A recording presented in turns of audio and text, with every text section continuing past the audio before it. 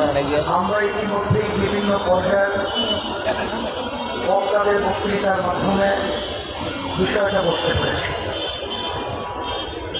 আমি ব্যতিক্রম ধর্মী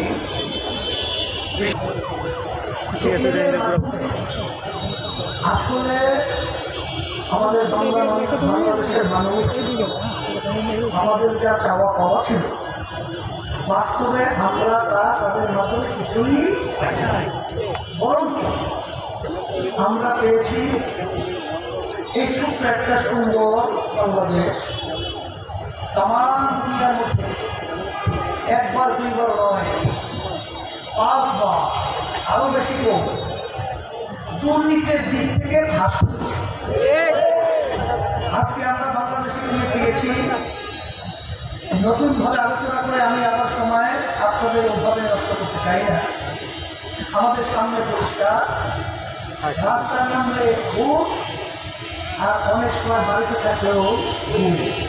রাস্তায় ভূত, বাড়িতে ভূত। বিভিন্ন পর্যায়ে এই 16-17 বছরে প্রায় 625 জনের মতো মানুষ গুম হয়েছে। গুমের তো আর কোনো শেষ নাই। আর এই বাংলাদেশের মধ্যে আজকে আমরা বারবার বলছি স্বাধীনতা আবার দ্বিতীয়বার আমরা অর্জন করেছি। এখন অনেকে প্রশ্ন করতে পারেন যে আমরা তো 53 বছর আগে যে স্বাধীন করেছিলাম, আবার নতুনভাবে স্বাধীনতা কি? আসলে বাস্তবতা হলো এই যে আসলে আমরা স্বাধীন দেশে বসবাস করেছি ঠিক, কিন্তু আমরা বাংলাদেশের মানুষ স্বাধীন ছিলাম। এখন আল্লাহর খাস মেহেরবানি, এখন আমরা স্বাধীনতা দেশে বাস করছি, স্বাধীনভাবে কথা বলতে পারছি।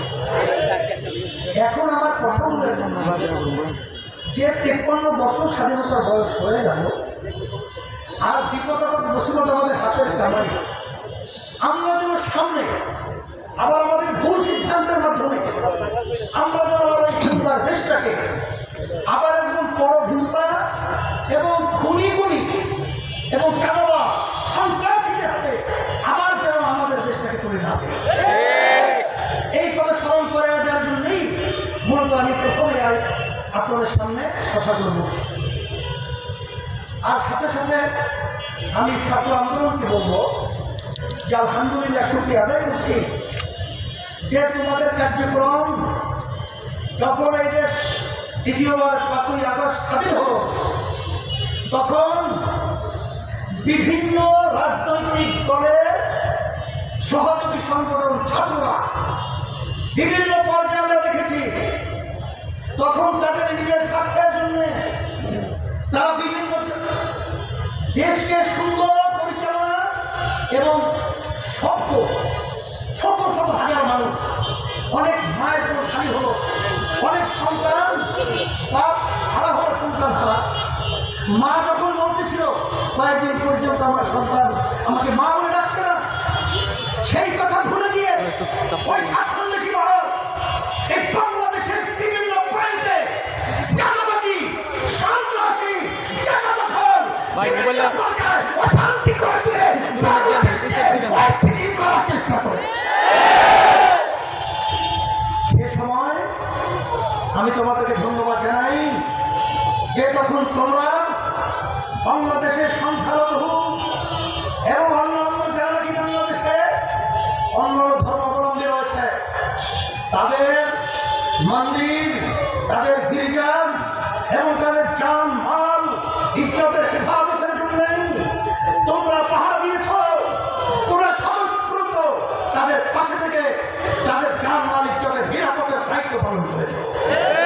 শুধু তাই না, আমরা দেখেছি যখন বাংলাদেশ বিভিন্ন পর্যায়ে যখন প্রশাসন তাদের দায়িত্ব থেকে অনেকটা দেশ বিভিন্ন বিশৃঙ্খলায় সময় পার করছিল, তখন তোমরা রাস্তায় নেমেন, তখন তোমরা মানুষের যানজট নিরসনের জন্য তোমরা সেখানে ট্রাফিকের ভূমিকা পালন করেছ। আমরা দেখেছি পানি ছেড়ে আমাদেরকে না জানিয়ে আন্তর্জাতিক আইন লঙ্ঘন করে আমাদের দেশকে ঘুরিয়ে দেওয়ার যখন ষড়যন্ত্র করেছিল, তখন তোমাদের সেখানে স্বতঃস্ফূর্ত স্বেচ্ছাসেবক এবং সাথে সাথে তাদের অন্ন বস্ত্র, তাদেরকে বিভিন্ন চিকিৎসা চিকিৎসার ব্যবস্থা তোমরা করেছো। আমরা তোমাদেরকে ধন্যবাদ জানাই, আর সাথে সাথে তোমাদেরকে আহ্বান করছি, আসো এ দেশ যদি একটা সুন্দর দেশ করতে হয়, তোমরা দেখেছ ছাত্রদের সংগ্রাম এই বাংলাদেশকে কালীন সরকারকে, খুনি সরকারকে উৎখাত করার সংগ্রামে লাভ করেছে।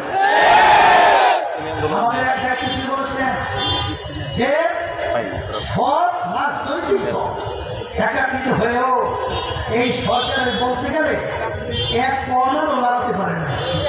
কিন্তু আলহামদুলিল্লাহ, যখন ছাত্রদের আন্দোলন সংগ্রাম, যখন তোমরা ন্যায্য দাবি আদায়ের লক্ষ্যে, যখন তোমরা স্বতঃস্ফূর্ত ভূমিকা পালন করেছিলে, তখন বাংলাদেশের সব শ্রেণীর মানুষ, এমনকি আপনারা দেখেছেন ইসলামী আন্দোলন বাংলাদেশ সর্বপ্রথম রাজনৈতিক বেলায় অন্য কোন রাজনৈতিক দল কখনোই ছাত্রদের ন্যায্য দাবি আদায়ের কেউ রাজপথে আসতে পারে নাই।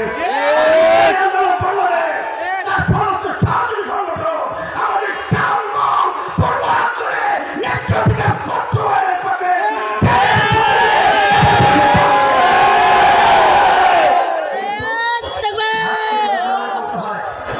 যারা অন্তর্বর্তীকালীন সরকার আপনার দায়িত্ব পালন করেছেন, রাজনীতি করতে করতে চুল পেকে গেছে, দাড়ি পেকে গেছে, দাঁত পড়ে গেছে, কিন্তু ওই চেয়ারে বসার সুযোগ হয় না। কিন্তু আজকে আমরা আপনাদের ওই চেয়ারে বসিয়েছেন, এ ত্যাগ শুধু আপনাদের নয়, এই ত্যাগ বাংলাদেশের প্রতিটা বাংলাদেশের জনগণের ত্যাগ রয়েছে।